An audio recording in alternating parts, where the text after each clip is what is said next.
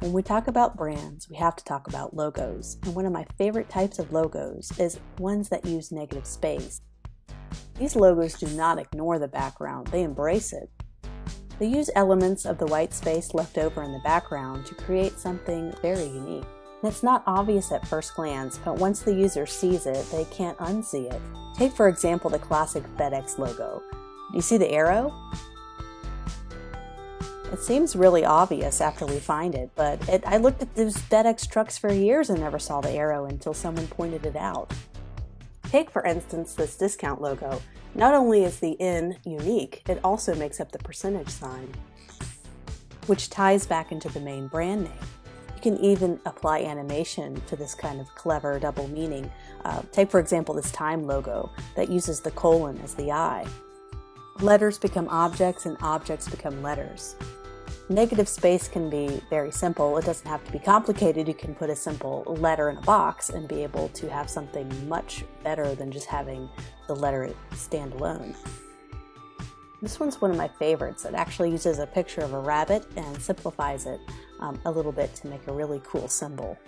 I love this one because there's two different levels here. There's the negative space that's created with the N that creates a very readable think word, but there's also think. Think about it. You have to look a little bit longer to kind of see the meaning of the logo, and I love that double meaning.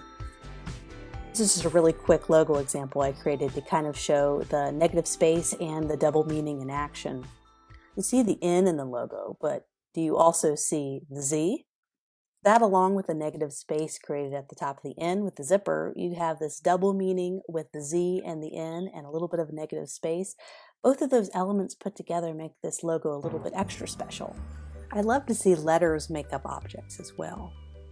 This is probably one of my most favorite logos of all time. The logo name is Paranoia, but you see this little bit of a J that comes down below the I. It's kind of like we're paranoid, like we're kind of seeing something, but we're not really. I love it so much.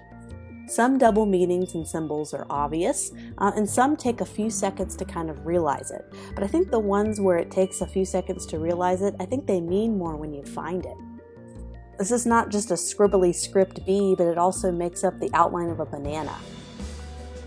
Who's going to forget a logo like this? This is pretty neat. I think this is why this method works so well in branding.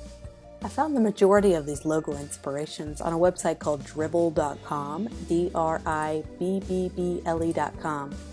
So go check it out for your own logo inspirations.